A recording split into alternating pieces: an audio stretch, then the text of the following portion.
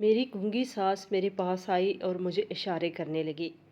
میں اس کے اشارے سمجھ نہیں پا رہی تھی، اور جیسے ہی اس کا بیٹا آیا، ساس خاموش ہو گئی۔ میرے شوہر اور میرا سسر ہر وقت میری ساس کی نگرانی کرتے رہتے تھے۔ ساس ہر وقت کام میں مصروف رہتی تھی۔ جیسے ہی اس سے موقع ملتا، وہ مجھے کچھ مخصوص اشارے کرنے لگتی۔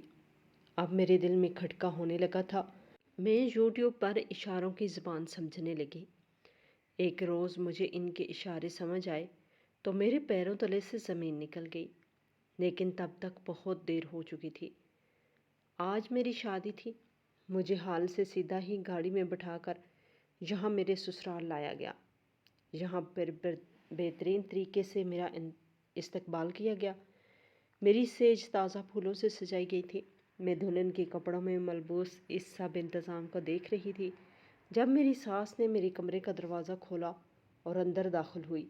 میں نے نظریں جھکاتے ہوئے تعظیماً دوپٹہ درست کیا اور آرام سے بیٹھ گئی۔ مجھے کافی دیر دیکھنے کے بعد اس نے میرے کندھے سے پکڑ کر ہلایا۔ میں نے سر اٹھا کر دیکھا تو وہ مجھے کچھ اشارے کر رہی تھی۔ کبھی دروازے کی طرف ہاتھ کرتی، کبھی کھڑکی کی طرف، اور کبھی ہاتھ جوڑ دیتی۔ مجھے اس کے یہ اشارے بالکل بھی سمجھ نہیں آ رہے تھے کہ وہ کیا بول رہی ہے۔ وہ بول نہیں سکتی تھی۔ میں نے حیرت سے اوپر پریشانی کے ملے جلے تاثرات لیے اسے دیکھا اور پوچھنے لگی کہ امی جان کیا ہوا؟ سب ٹھیک ہے نا؟ آپ کیا کہنا چاہتی ہیں؟ تبھی وہ پھر سے اشارے کرنے لگی۔ میں نے نہ سمجھی کے عالم میں بے چارگی سے انہیں دیکھا۔ وہ سمجھ گئی تھی کہ میں ان کی بات نہیں سمجھ پا رہی۔ انہوں نے ایک ٹھنڈی آہ بھری اور اپنی بھرائی ہوئی آنکھوں سے میرے کندھے کو پکڑ کر میرا سر اپنے سینے سے لگا لیا۔ میں حیران رہ گئی۔ مجھے لگا جیسے میری ماں اپنی ماں نے مجھے سینے سے لگا لیا ہو۔ مجھے بے حد سکون ملا، مگر تبھی دروازہ کھلنے کی آواز پر میری سانس جلدی سے دور ہوئی اور مجھے انگلی کے اشارے سے کچھ کہنا چاہا، جیسے کہہ رہی ہو کہ اس بات کا ذکر نہ کرنا۔ میں یہ بات سمجھ گئی تھی۔ میرے شوہر نے جب میری ساس کو میرے ساتھ دیکھا تو اسے گھورنے لگا۔ وہ خاموشی سے سر جھکاتی باہر نکل گئی، مگر مجھے شش و پنج میں مبتلا کر کے چھوڑ گئی۔ اس کے جاتے ہی میرے شوہر نے مجھے قریب آ کر مجھ سے پوچھا کہ امی کیا کہہ رہی تھی۔ مجھے ان کی بات پہ امی کا وہ اشارہ یاد آیا۔ انہوں نے مجھے منع کیا تھا کچھ بھی بتانے سے، اسی لیے میں نے کہا کہ وہ بس میرا حال چال پوچھنے آئی تھی۔ تو میرا شوہر خاموش ہو گئے، مگر کچھ توقف کے بعد کہنے لگے، تم ذرا امی سے دور رہنا، میں نہیں چاہتا کہ کچھ غلط ہو۔ ان کی اس بات پر میں حیران رہ گئی۔ یہ کیسی عجیب بات کر رہے تھے؟ اگر وہ اپنی امی کو برا سمجھتے ہیں تو کیوں؟ آخر کوئی اپنی امی کے بارے میں ایسا کیوں سوچے گا؟ میں نے پوچھنا چاہا تو بس کہنے لگے، میں نہیں چاہتا کہ ہمارے گھروں میں بھی دوسرے لوگوں کی طرح جھگڑے ہوں اور ساس بہو کا ڈرامہ ہو، اسی لیے امی سے دور رہو گی تو سب اچھے میں رہیں گے۔ میں ان کی ہر بات پہ حیران ہو رہی تھی۔ بھلا گھر کے جھگڑوں کا دار و مدار بات نہ کرنے اور رہنے پہ کیسا ہو سکتا ہے، اور ہمارے درمیان کیسے جھگڑے ہو سکتے ہیں، جبکہ وہ تو مجھے اتنا پیار کر رہی تھی۔ ان کی باتوں پہ میں خاموش ہو گئی۔ مجیب اور میری شادی ہم دونوں کی پسند سے ہوئی تھی۔ میں ایک آفس میں کام کرتی تھی اور اتفاقاً مجیب بھی وہیں کام کرتے تھے۔ پہلے تو ہماری بات چیت صرف سلام دعا تک ہی محدود تھی، مگر آہستہ آہستہ ہماری بات چیت میں اضافہ ہوتا گیا۔ جب ہم دونوں کو یہ پتہ چلا کہ ہم ایک ہی کالونی میں رہتے ہیں تو ہماری خوشی کا کوئی ٹھکانہ نہ رہا، کیونکہ کچھ ہفتے پہلے ہی مجیب یہاں پر شفٹ ہوا تھا اور ہم ایک دوسرے سے ناواقف تھے۔ اس بات کے بعد تو ہماری ملاقاتوں میں مزید اضافہ ہونے لگے۔ آفس کولیگ سے ہم اچھے دوست اور پھر دوست سے محبت تک کا سفر کرتے ہوئے ہم نے ایک دوسرے کو اس کا اظہار کر دیا۔ ہم دونوں یہ جان کر خوش ہوئے کہ ہم دونوں ایک دوسرے کے بارے میں ایک جیسے خیالات رکھتے ہیں۔ کچھ عرصہ ہم دونوں کی ملاقاتیں یوں ہی چلتی رہیں۔ پھر اس کے بعد میرے گھر والوں کو میری شادی کی فکر ستانے لگی، مگر مجھے اپنے موقع پر ہی بات سنبھال لی اور ماں باپ سمیت ہمارے گھر آ پہنچا۔ لڑکا اچھا تھا، نوکری بھی تھی، گھر بار اچھا تھا۔ میرے گھر والوں کو اور کیا چاہیے تھا؟ ہماری چٹ منگنی پٹ بیاہ والا سین ہوا اور یوں میں دلہن بن کر مجیب کے گھر آ گئی تھی۔ میرا سپنا پورا ہو گیا تھا۔ وہ انسان جس سے میں نے محبت کی تھی، مجھے اور کیا چاہیے تھا؟ جو چاہا تھا وہ پا لیا۔ ان کے ساتھ یہ میری زندگی کی پہلی شروعات تھی اور مجھے یہ سب کچھ بہت اچھا لگ رہا تھا۔ پہلی رات ہی جب میری ساس نے آ کر مجھ سے ایسے اشارے کیے اور پھر اس کے بعد جب میرے شوہر نے مجھ سے ایسی باتیں کی تو میں حیران رہ گئی۔ مگر دوسرے روز ہی میں نے جب اپنے سسر اور اپنے شوہر مجیب کو اپنی ساس کے بالکل ہی سر پر سوار دیکھا تو مجھے حیرت ہوئی۔ میں خاموشی سے ان کے بارے میں سوچ رہی تھی۔ مجھے یقین ہی نہیں آ رہا تھا کہ یہ لوگ آخر میری ساس پر کیوں نظریں جمائے بیٹھے ہیں۔ وہ اس سے بات کرتے تھے تو یوں جیسے اسے ڈانٹ رہے ہوں، اور وہ بیچاری سارا کام نوکرانیوں کی طرح کر کے ان کے سامنے رکھ دیتی، لیکن جب بھی مجھے دیکھتی وہ بالکل اپنے بچوں کی طرح مجھ سے پیار سے اپنے پاس بلاتی۔ لیکن مجھے میرے شوہر اور میرے سسر کی طرف سے یہ اجازت نہ تھی کہ میں اس کے پاس جاؤں۔ وہ کہتے تھے کہ تم اس سے دور رہا کرو، زیادہ اس کے قریب ہونے کی کوشش مت کیا کرو۔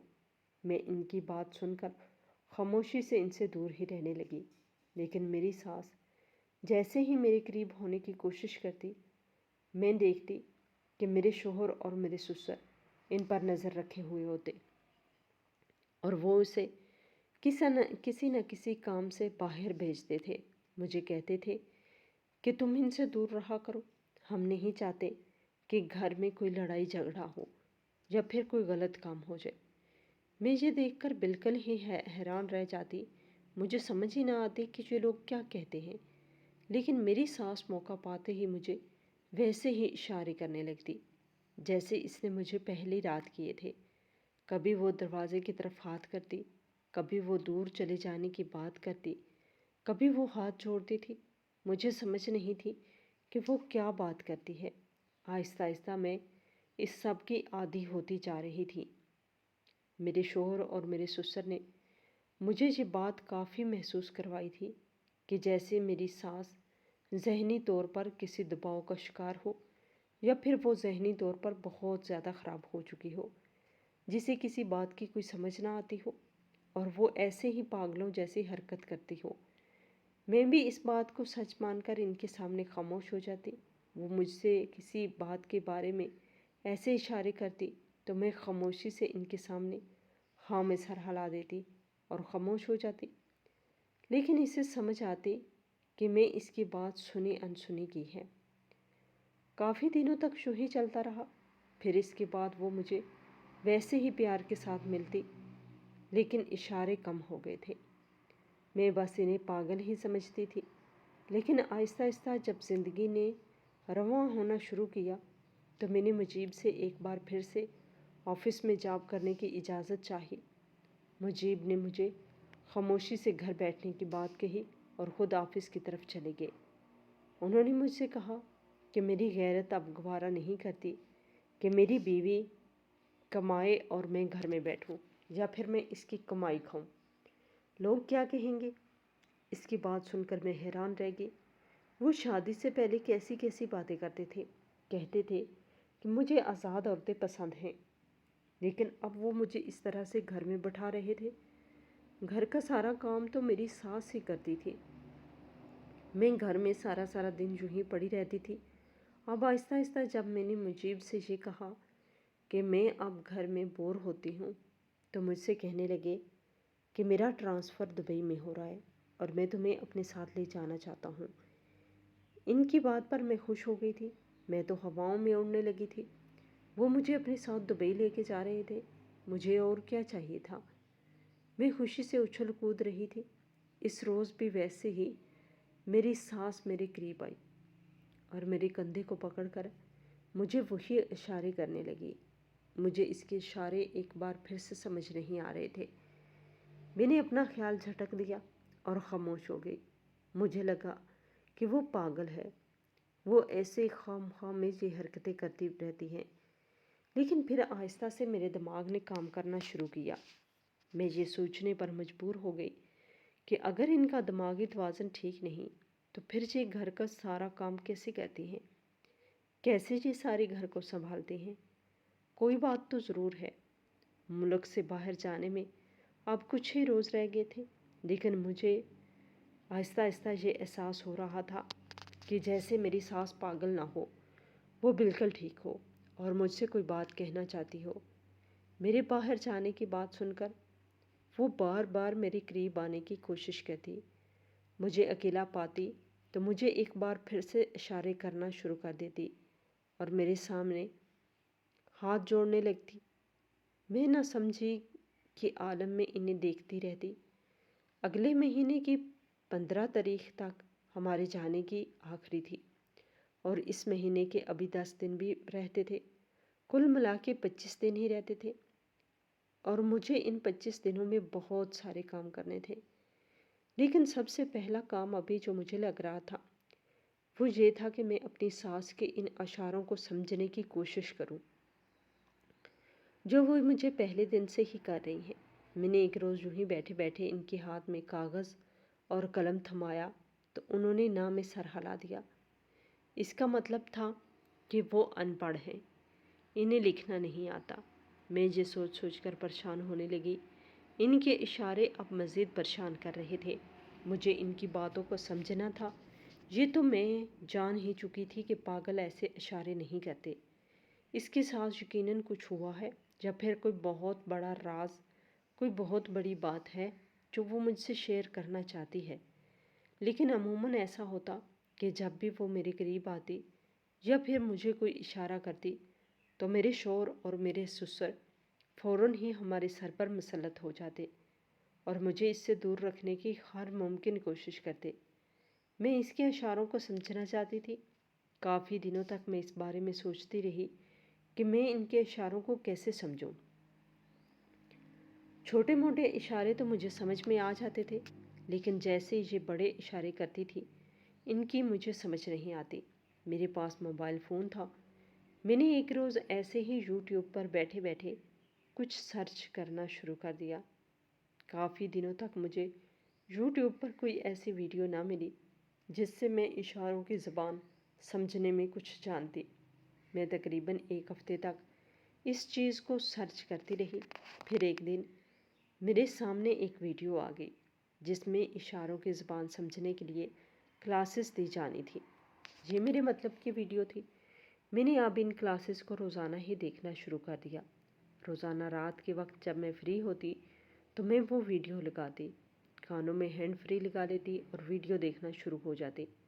آہستہ آہستہ مجھے اشارے سمجھنے کی زبان آتی گئی، لیکن میں بہت ڈرتی تھی۔ مجھے اس بات کا خوف تھا کہ کہیں کسی روز میرے شوہر نے اگر مجھے یہ چیزیں دیکھتے ہوئے دیکھ لیا تو اس سے یقین ہو جائے گا کہ امی کچھ تو ہے جو مجھے بتانا چاہتی ہیں اور میں سمجھنا چاہتی ہوں، اسی لیے میں چوری چوری وہ ویڈیوز دیکھتی ہوں۔ اب ہمارے جانے میں تقریباً 15 دن رہ گئے تھے اور میں اپنے دوسرے ملک جانے کی تیاریوں میں بہت مگن تھی۔ اسی دوران ایک بار پھر سے میری ساس نے میری کندھے سے ہلایا اور مجھے کچھ اشارے کرنے لگی۔ آج آہستہ آہستہ میں اس کے اشارے سمجھ رہی تھی۔ اس نے میرے آگے ہاتھ باندھنا شروع کر دیے۔ میں نے دیکھا کہ اس کی آنکھوں میں آنسو تھے۔ نہ جانے یہ کون سی بات تھی کہ وہ اس طرح کے میرے سامنے ہاتھ جوڑتی تھی اور ایسے اشارے کرتی تھی۔ معلوم نہیں وہ کیا کہنا چاہتی تھی۔ ابھی بھی میری کلاسز مکمل نہ ہوئی تھی۔ ابھی بھی میں یہ اشارے نہیں سمجھ پا رہی تھی جو وہ کہہ رہی تھی۔ میں نے ان کے کندھے پہ نرمی سے ہاتھ رکھا اور کہنے لگی کہ امی جان، آپ فکر نہ کریں، جانے سے پہلے میں آپ کی بات ضرور سمجھ کر جاؤں گی۔ میں یہ ضرور جان کر جاؤں گی کہ آپ کیا کہنا چاہتی ہیں۔ میں جانتی ہوں کہ مجیب اور ابو جان آپ سے مجھے بات نہیں کرنے دیتے، لیکن آپ فکر مت کریں، میں اس چیز کا حل نکال لوں گی۔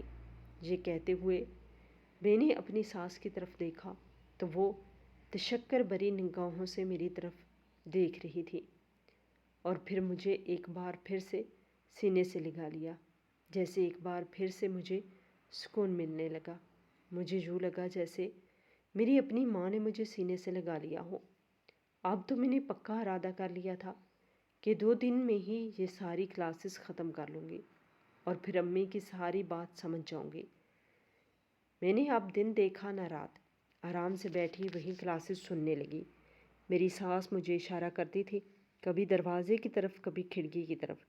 اس بات کا یہی اشارہ تھا کہ وہ مجھ سے کہتی تھی کہ میں یا تو اس کھڑکی سے باہر نکل جاؤں یا پھر بھاگ کر دروازے سے نکل جاؤں، یعنی میں یہ گھر چھوڑ کر چلی جاؤں۔ اس بات نے مجھے حیران کر دیا، مجھے سمجھ نہیں آ رہی تھی۔ میں نے موقع پاتے ہی اپنی ساس سے کہا کہ آپ مجھے گھر سے بھاگنے کے لیے کیوں کہتی ہیں؟ تو وہ ایک بار پھر سے میرے سامنے ہاتھ جوڑنے لگی۔ اس کا مطلب تھا کہ جیسے وہ منت کر رہی ہو۔ میں نے ان کے ہاتھوں کو پکڑ لیا اور کہنے لگی کہ جو بات کہنا چاہتی ہیں کھل کر کہیں، میں آپ کی بات سمجھ لوں گی۔ انہوں نے مجھے ایسے اشارے کیے جنہیں دیکھ کر میرا دل دہلنے لگا، میرے پیروں تلے سے زمین نکل گئی۔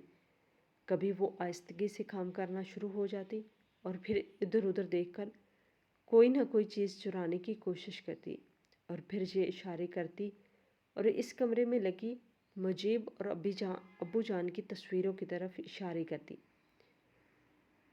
شاید وہ یہ کہنا چاہتی تھی کہ وہ کام کرواتے ہیں اور کام کروانے کے ساتھ ساتھ چوری بھی کرواتے ہیں، وہ ایسے گھناؤنے کاموں میں ملوث ہیں۔ اور پھر مجھے کہتی، دیکھتی اور اشارے کرتی جیسے کہ وہ ہاتھوں سے جہاز بناتی اور پھر اڑاتی، اور پھر وہاں پر ایسے ایسے اشارے کر رہی تھی کہ مجھے ان کی ایک ایک بات سمجھ میں آ رہی تھی۔ وہ کہنا چاہ رہی تھی کہ تمہیں یہاں سے لے جا کر وہاں پر کسی کے آگے بیچ دیں گے یا پھر وہاں پر غلط کام کروائیں گے۔ اب مجھے ان کی بات سمجھ آ چکی تھی۔ میرے جانے میں اب صرف 1 ہفتہ بچا تھا اور میں اپنی ساس کی بات سمجھنے میں بہت دیر کر دی تھی۔ میں اب سوچنے لگی تھی کہ اب میں کیا کروں۔ مجیب مجھے صاف صاف لفظوں میں میکے جانے سے منع کر چکے تھے کہ خبردار اگر تم اپنے میکے گئی، ابھی گھر میں بہت سارا کام ہے اور آخری وقت میں تم اپنے گھر والوں کو بلا لینا۔ ابھی تم گھر میں رہ کر پیکنگ کرو، کیونکہ ہماری اب ساری زندگی وہی دبئی میں ہی رہنی ہے۔ اب مجھے بہت ڈر لگنے لگا۔ میں اب سمجھ چکی تھی کہ میرے شوہر مجھے اس طرح سے کیوں کہہ رہے ہیں۔ وہ باہر جا کر لڑکیوں سے غلط کام کرواتے تھے یا پھر لڑکیوں کو چوری پہ لگا دیتے تھے یا پھر لڑکیوں کو بیچ دیتے تھے۔ مجھے تو اپنی ساس کے اشاروں سے صرف یہی بات سمجھ میں آئی کہ وہ لڑکیوں کو باہر لے جا کر کچھ غلط ہی کرتے ہیں۔ اب کیا کرتے ہیں یہ مجھے اب جاننا تھا۔ میں پڑھی لکھی تھی اور مجھے ہر چیز کا شعور تھا۔ مجھے ہر چیز کو اپنی عقل سے حل کرنا آتا تھا۔ اسی لیے میں نے جلد سے جلد اس چیز کو سمجھنے کی کوشش کرنی چاہیے۔ میں یہ سوچ رہی تھی کہ اب میں کسی بھی طریقے سے ان دونوں کے بارے میں جاننا چاہوں۔ اب میں ہر وقت ان کی ٹوہ میں لگی رہتی، بالکل ویسے ہی جیسے وہ میری ساس کے سر پر سوار رہتے تھے۔ میں نے یوں ہی گھر کے کاموں میں حصہ لینا شروع کر دیا اور میں نے کہا کہ اب میں جا رہی ہوں تو امی جان کو کچھ دنوں کے لیے ریسٹ تو دے دوں۔ کچھ دن میں بھی کام کرنا چاہتی ہوں۔ وہاں جا کر تو کام مجھے ہی کرنا ہوگا، اپنا کچن سنبھالنا ہوگا۔ اسی لیے میں چاہتی ہوں کہ میں بھی یہیں سے سیکھ کر جاؤں۔ میری اس بات پر میرے شوہر مجیب خاموش ہو گئے اور اب وہ دونوں ایک ساتھ بیٹھے ہوتے تو میں جلدی سے چائے بناتی اور قدم بہ قدم رکھتی آہستہ آہستہ چلتے ان کے روم تک پہنچ جاتی۔ کبھی کبھی ان کی باتیں سننے کا اتفاق ہوتا تو سمجھ نہ آتی کہ وہ باتیں کیا کر رہے ہیں۔ وہ زیر لب ایک دوسرے سے باتیں کرتے، پتہ نہیں ان دونوں کو خود کیسے سمجھ آتی، لیکن اب مجھے جو بھی تھا یہ سب کچھ سمجھنا تھا۔ میری جانے میں اب 2-4 دن ہی رہ گئے تھے اور ان 2-4 دن میں ہی مجھے یہ سارا کچھ سمجھنا تھا۔ اگر خطرہ میرے سر پر منڈلا رہا تھا تو مجھے اس خطرے سے نکلنا تھا۔ اس روز بھی ایسے ہی میں نے چائے بنائی اور بنا آواز کے چلتی ہوئی میں ٹی وی لاؤنج کے دروازے تک آئی تھی۔ ٹی وی کا آواز بھی اوپن تھا، لیکن آج اتنا اونچا نہ تھا کہ میں ان دونوں کی باتیں نہ سن سکوں۔ وہ دونوں ایک دوسرے کو کہہ رہے تھے کہ کام پکا ہو گیا ہے نا۔ تبھی میرے شوہر کہنے لگے کہ ہاں، کام تو پکا ہے، میں نے اسے میکے جانے سے بھی منع کر لیا ہے، اور اب مجھے یہ یقین ہے کہ وہ میکے بھی نہیں جائے گی۔ ہم اتنی رازداری سے کام کریں گے کہ اسے بھنک تک نہیں پتہ چلے گی، اور پھر جب وہاں پر وہ پہنچے گی تب اسے احساس ہوگا کہ کتنی بڑی غلطی وہ کر چکی ہے۔ ویسے بھی عورتیں کتنی بیوقوف ہوتی ہیں، وہ جس سے محبت کرتی ہیں اس کے ایک ایک اشارے پر آنکھیں بند کر کے یقین کر لیتی ہیں۔ اب اسے دیکھ لیجئے، میں نے اسے اپنی محبت کے جال میں پھنسایا تو اب دیکھیں میرے ساتھ دبئی جانے کے لیے اڑی اڑی جا رہی ہے۔ میں نے یہ باتیں سنی تو مجھے یقین ہو گیا کہ یہ لوگ مجھے دبئی خیر سے نہیں لے کے جا رہے۔ میں باہر رہ کر مزید ان کی باتیں سننا چاہ رہی تھی، تبھی میرے سسر کہنے لگے کہ ہاں، پتہ نہ لگنے دینا کہ وہاں پر جا کر تم اسے ایک کال گرل بنا دو گے۔ کال گرل؟ یہ کیا ہوتا ہے؟ میں نے اس بات پر اپنے دل کو گرتا ہوا محسوس کیا، اور پھر میں نے اس کے بارے میں بھی یوٹیوب پر سرچ کرنا شروع کر دیا۔ میں نے جلدی سے اندر جا کر چائے رکھ دی اور پھر باہر آ گئی۔ میرے جاتے ہی وہ خاموش ہو گئے تھے۔ میرے سسر نے مجھے مسکرا کر دیکھا اور میرے سر پر ہاتھ رکھا اور کہا، جیتی رہو بیٹا۔ مجھے اب ان کے گھناؤنے منصوبے کی سمجھ آ گئی تھی۔ میں جلدی سے اپنے کمرے میں گئی، اپنی ہینڈ فری ڈھونڈی اور اپنے موبائل پر یوٹیوب پر کال گرل لکھ کر سرچ کرنے لگی۔ بہت جلدی کال گرل کی کچھ ویڈیو میرے سامنے آ گئی۔ اس میں کال گرل کے بارے میں ساری بات اچھے طریقے سے سمجھائی گئی تھی۔ اس چیز کو دیکھنے کے بعد میرے پیروں تلے سے زمین ہی نکل گئی تھی۔ یہ لوگ مجھے وہاں جا کر ایک طوائف بنانا چاہتے تھے، یعنی کہ مجھ سے یہ غلط کام کروانا چاہ رہے تھے۔ میں نے اپنے کانوں پہ ہاتھ رکھا اور رونے لگی، لیکن جلدی ہی میں نے خود کو سنبھال لیا۔ مجھے یہ معلوم تھا کہ اگر انہیں پتہ چل گیا تو وہ مجھے زبردستی یہاں سے لے جائیں گے، مجھ سے موبائل بھی لے لیں گے۔ میں نے اپنی ساس کو جلدی سے بلایا اور اس سے کہا کہ مجھے ساری بات پتہ چل چکی ہے، آپ فکر نہ کریں، میں آپ کو بھی اس جہنم سے چھٹکارا دلاؤں گی، اور خود بھی میں اس سب سے چھٹکارا پاؤں گی۔ میری ساس نے جب یہ سنا کہ مجھے اس کی بات سمجھ آ گئی ہے تو اس کی خوشی کا کوئی ٹھکانہ نہ رہا تھا۔ اس کی آنکھوں میں خوشی کے آنسو تیرنے لگے تھے۔ میں نے اس کے کندھے پہ تھپکی دی اور اس سے کہا کہ ابھی ہمیں ان دونوں سے اس بات کو چھپانا ہوگا۔ میرے ابو کے ایک بہت اچھے تعلقات ہیں، ان کے ایک دوست ہیں جو کہ SHO ہیں۔ میں اپنے بابا کو کال کرتی ہوں اور ان سے اس بارے میں بات کرتی ہوں۔ میری یہ بات سن کر ساس ایک بار پھر سے کچن میں چلی گئی۔ میں نے اپنے بابا کے نمبر پر ایک وائس میسج چھوڑ دیا تھا کہ میری جان کو خطرہ ہے اور یہ لوگ مجھے دبئی لے کے جا رہے ہیں، وہاں پر یہ لوگ مجھے غلط کاموں پر لگا دیں گے، میری جان بچا لیجئے۔ اور میں نے ساتھ ہی یہ بھی کہہ دیا تھا کہ اب جو بھی کریں لیکن مجھ سے رابطہ نہیں کرے۔ میں آپ کا چیٹ اور میسج ڈیلیٹ کر رہی ہوں، کہیں مجیب کو پتہ چل گیا تو میرے لیے بہت مشکل ہو جائے گی۔ معلوم نہیں بابا نے اس میسج کو سنا یا نہیں، لیکن اس کے بعد میرا دل بہت مطمئن ہو گیا تھا۔ اب ہمارے جانے میں صرف 2 دن ہی رہ گئے تھے۔ میں یہ جانتی تھی کہ 2 دن میں کیا ہو سکتے ہیں اور کیا نہیں، لیکن مجھے پاپا کا انتظار تھا۔ ایک دن اور گزر گیا، بابا کا کوئی اتا پتہ نہ تھا، نہ مجھ سے بابا ملنے آئے اور نہ ہی مجھ سے میرا بھائی ملنے کے لیے آیا۔ میں اسی سوچ میں تھی کہ میں کیا کروں، میں کیسے اپنے گھر والوں کو اس بارے میں بتاؤں۔ پتہ نہیں بابا نے میری وائس سنی ہوگی یا نہیں، اور پھر یوں ہی کرتے کرتے دوسرا دن بھی گزر گیا اور پھر رات ہو چکی تھی۔ آج رات 11 بجے ہی ہم نے نکلنا تھا، اس وقت 9 بج رہے تھے۔ میرے پیروں تلے سے زمین نکل رہی تھی۔ مجھے بہت ہی پریشانی ہو رہی تھی کہ نہ جانے پاپا نے میری وائس سنی ہوگی یا نہیں، اسی وجہ سے تو انہوں نے ابھی تک مجھے کوئی رپلائی نہیں کیا۔ میری جان پر بنی تھی۔ میری ساس بھی کبھی ادھر کبھی ادھر پھر رہی تھی۔ انہیں بھی میری بہت فکر ہو رہی تھی۔ وہ بلا شبہ ایک اچھی خاتون تھی۔ میں بار بار اپنے فون کو دیکھتی اور بار بار دروازے کی طرف دیکھتی۔ کبھی اپنے کمرے کی کھڑکی سے نیچے جھانکتی کہ کہیں بابا کسی کے ساتھ آ تو نہیں رہے، لیکن ایسا کچھ بھی نہ تھا۔ مجیب تیار ہو چکے تھے۔ مجھ سے کہہ رہے تھے کہ تو نے ابھی تک تیاری نہیں کی، جلدی سے تیاری کرو تاکہ ہم ایئرپورٹ تک پہنچ جائیں، ورنہ ہماری فلائٹ کینسل ہو جائے گی، جلدی کرو، ہمیں آج ہی نکلنا ہے۔ اور پھر ان کی بات پر میں بھی واش روم میں گھس گئی۔ میں نے واش روم میں جا کر اپنے موبائل سے پاپا کو کال ملانی چاہی تو پاپا کا نمبر بند آ رہا تھا۔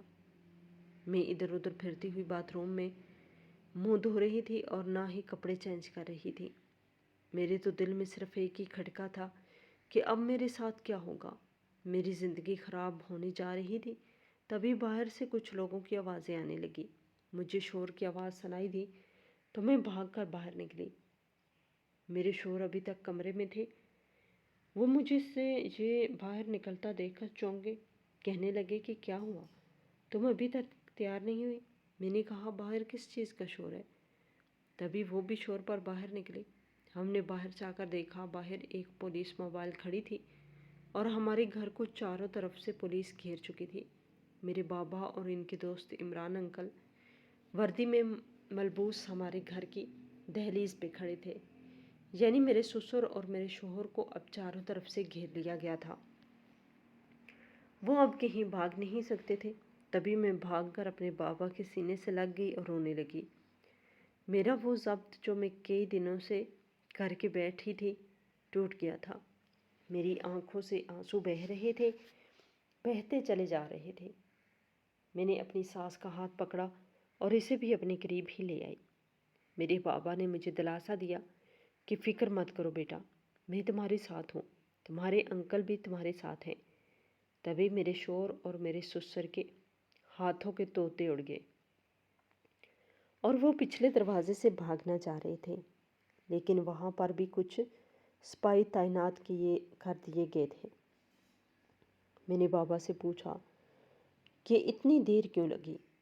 تو بابا نے کہا کہ ان کے بارے میں مجھے کچھ سرچ کرنی تھی اور ان کے بارے میں پتہ لگوانا تھا، اسی لیے میں اور تمہارے انکل عمران اسی چیز کے بارے میں لگے ہوئے تھے۔ تم نے کہا تھا کہ میں دوبارہ تم سے رابطہ نہ کروں، اسی لیے میں نے خاموشی سے یہ کام کر رہا تھا، اور میں اپنی بیٹی کو آخر ان ظالموں کے ہاتھوں کیسے جانے دے سکتا تھا۔ تبھی عمران انکل نے مجیب اور میرے سسر کو پکڑ کر اپنی قید میں ڈالا اور انہیں تھانے کی طرف لے گئے، جبکہ مجھے اور میری ساس کو بابا اپنے گھر ہی لے آئے۔ میری ماما میری ساس سے مل کر بہت خوش ہوئی اور ہم تینوں اب مل کر ایک گھر میں رہنے لگی۔ میں نے اپنی ساس سے کہا کہ مجھے آپ سے بالکل اپنی ماں جیسی خوشبو آتی ہے۔ میں جانتی ہوں کہ میری جنم دینے والی ایک ماں ہے، لیکن مجھ سے پیار کرنے والی 2 مائیں ہیں، اور میں ایسا ہرگز نہیں چاہتی کہ میں آپ کو در بدر کر دوں۔ آپ ایسا سمجھیں کہ آپ اپنی بیٹی کے ساتھ ہیں، اپنے ہی گھر میں ہیں۔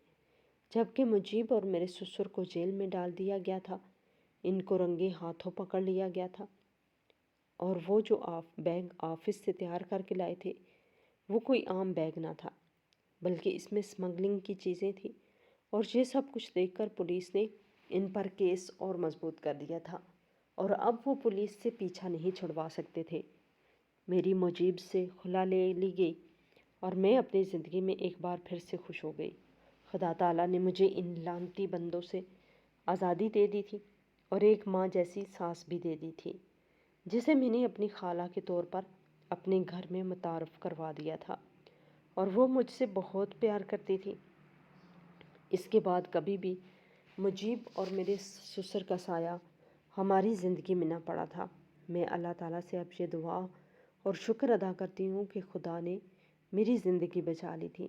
ان لوگوں سے میں اب اس بات پر بھی کافی پچھتاتی ہوں کہ اس وقت اگر میں نے اپنی ماں باپ کی بات مان لی ہوتی تو شاید مجیب کے ساتھ اتنا عرصہ مجھے نہ گزارنا پڑتا، لیکن پھر بھی خدا کا شکر ہے کہ اس نے میری جان بچا لی، اور اب میں اپنے ماما بابا اور اپنی ساس کے ساتھ خوشی خوشی رہتی ہوں۔ میرے لیے یہی سکون کافی ہے۔ خدا ہر کسی کی بیٹی کی عزت کی حفاظت کرے جس طرح اس نے میری عزت کی حفاظت کی۔ شوہر ایسا بنے جو بیوی کے لیے سہارا ہو، بوجھ نہ ہو۔ شادی کا مقصد سکون، محبت اور رحمت حاصل کرنا ہے۔ اگر یہ تینوں چیزیں میسر نہ ہوں تو عورت چاہے محل میں بھی رہے وہ خوش نہیں رہ سکتی۔ بدقسمتی سے کچھ مرد جب ان کی بیویاں شکایت کرتی ہیں تو کہتے ہیں تمہیں کھانا پینا مل رہا ہے، تم اچھے طریقے سے رہ رہی ہو، میں اور کیا کروں۔ یاد رکھیں، کھانا اور رہائش عورت کا بنیادی حق ہے، یہ کوئی احسان نہیں جسے بار بار جتلایا جائے۔ بیوی آپ کے ساتھ صرف روٹی کے لیے نہیں رہتی، بیوی آپ کی خاطر اپنا ملک، اپنا خاندان اور اپنا کام چھوڑ سکتی ہے۔ وہ آپ کے ساتھ دور دراز جگہوں پہ جا کر اجنبی بن سکتی ہے، لیکن صرف اس لیے کہ آپ اس کا سہارا بنیں۔ آپ کو چاہیے کہ آپ اس کے گھر والے، سہارا اور محبوب بنیں۔ جب وہ اپنے خاندان کو چھوڑ کر آتی ہے تو اس کے دل میں یہ امید ہوتی ہے کہ آپ اس کی ہر ضرورت اور حفاظت کا ذریعہ بنیں گے۔